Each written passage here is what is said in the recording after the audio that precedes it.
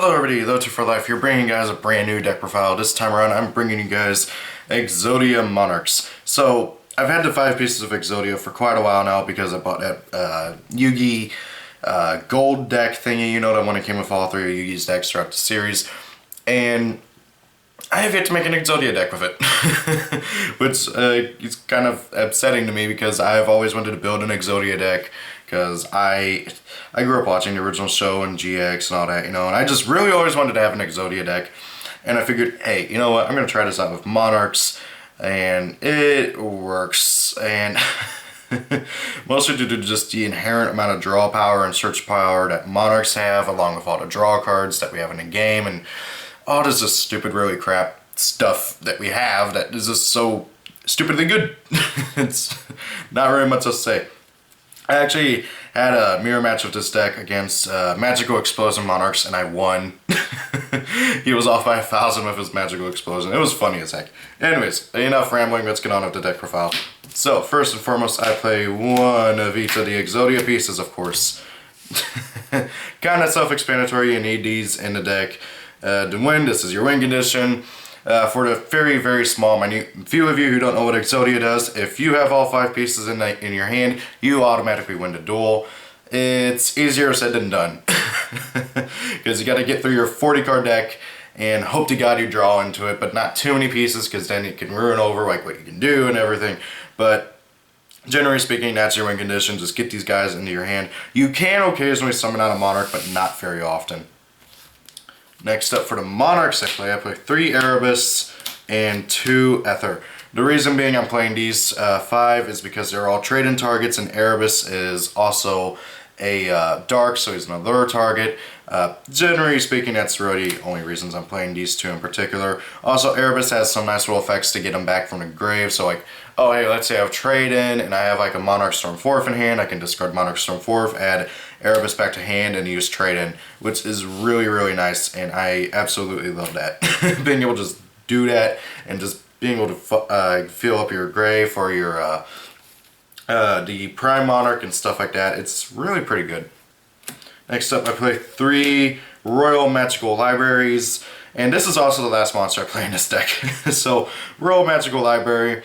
This is a card that I think could probably get limited, but I don't think it really deserves to be banned. Basically what this does is each time a spell card is activated, this gets a counter on it. Once it hits 3, and by the way it can only have a max of 3, you can remove 3 spell counters from it to draw 1 card. So it just lets you keep going and going and going and going and going and going and going and going, and it's so stupid. Again, I think this card should probably be limited. I don't think it should be banned like a lot of people are calling it for, because if it were placed at 1, all these like FTK decks and Exodia decks that play it, I wouldn't be able to use it as effectively. They'd have to get that 1, and if like it's torrented or something, it won't be playable very much. Alright, so now onto the spells. Play 3 trade-in, I have 5 targets, and I can recur them with Erebus's effect in grave, so it's pretty good to have 3 of this in your deck. 3 chicken games, just simply to get more draw power. Also can protect your life points. 3 Upstart Goblins, more drawing. 3 of the Tenacity of the Monarchs. This just lets you search out a Monarch spell trap card. The main one you're going to search out is Pantheism of the Monarchs. This card should not stay at 3. Okay, this card is stupid. It's like they looked at D-Draw and said, hey, let's combine that with friggin' Spellbook Library of Crescent and make it not once per turn. Okay, so you can just basically what this does is you discard 1 card. It has to be a Monarch spell or trap card, draw 2 cards. That is not once per turn.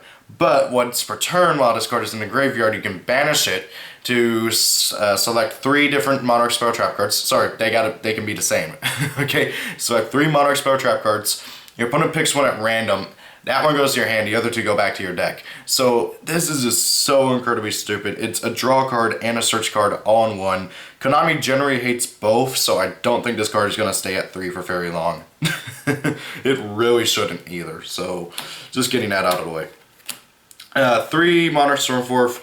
The reason why I'm playing 3 of this is because it's my main discard fodder for Pantheism. Not to mention, there is the occasional time where you do actually want to summon out a Monarch.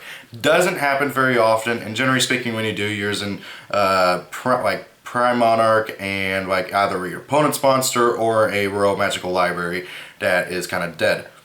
So yeah, this card is really useful. Also, like if you really need that like last counter and you don't got any other spell cards that you can activate to draw or search or anything, you can activate this, get that last spell counter drawn, and oh look at that, there's the last piece of Exodia. I played 2 Pot of Duality. I would play 3 if I had a third, but I only have 2, so yeah. I played 2 of the Return of the Monarchs. It's a search card if you actually do happen to tribute summon out a Monarch, but that doesn't really happen very often. So this is mainly just used to, as well, fodder for Pantheism. Pretty simple. Same thing goes for Domain, mainly fodder for Pantheism, and also for like getting rid of my chicken game if I don't want my opponent to draw. And then for the 1-ups, I play 1 Wonder Wand. I would play more if I had more, but I only got 1. Basically, if you guys don't know what this does, is you equip it onto a spellcaster, like for instance Royal Magical Library, it gains 500 attack, and then you can send Wonder Wand and an equipped monster to the graveyard to draw 2 cards. It's generally what I do at the end of the turn, like whenever I can't get any more counters on Royal Magical Library and stuff. It's also used for just getting that last counter. And then 1 other Darkness because, well, Erebus is a dark. And you don't really want to activate this unless you have Erebus in hand. Like, don't ever activate this unless you have Erebus in hand, because if you don't, and you have like one of the Exodia pieces, you will be forced to banish an Exodia piece, and there goes your whole win condition. You cannot win without all 5 pieces, and so yeah, that is very annoying. Also, if you, like, let's say you don't have any darks and you don't like have any of the Exodia pieces or anything, you gotta send your whole hand to the graveyard, which really sucks. Because, yeah. So, yeah, don't ever activate Allure of Darkness unless you have Erebus in hand. And then for the 3, well, 1 trap card I play, but 3 of, is the Prime Monarch. This card is really good. It serves 2 functions in this deck. First and foremost, as tribute fodder for the Monarchs, if you do actually have to do that. Luckily, hopefully you won't have to. I've had to do it a few times, but not very often. The other thing that it does is, it's basically a mini Pot of Avarice. It puts your Monarch spell and trap cards back into your deck, 2 of them at a time, and lets you draw 1 card. Now, if you have all 3 activated and ready to go, and you have like 6 Monarch spell and trap cards in your grave, you can activate all 3 of these. And you get to draw 3 cards while getting 6 more cards back into your deck. This is really useful. I like it a lot. Just being able to get more draws, get your stuff back into your deck, getting to reuse your Pantheisms is one of the big ones. Like, you almost always want to shuffle Pantheism first back into your deck. Very rarely do you want to use Pantheism's effect in this, like the engrave effect, because if you banish Pantheism, you can't use the drawing part of it anymore. Like, the only time you really ever want to use Pantheism's banishing effect is if you want to get another Pantheism. Generally speaking, I don't like getting rid of 2 of my Pantheisms unless like it's like end game and I'm just trying to get the last like 3 cards out of my deck. So that is the deck profile, guys. Don't hate me for this. I know it's a degenerate deck, but I've always wanted to play an Exodia deck, and I wanted to get this deck profile out before the next ban list comes out and Monarchs get killed brutally. Hopefully. I don't know if Konami of America is going to do what Konami of Japan did. Hopefully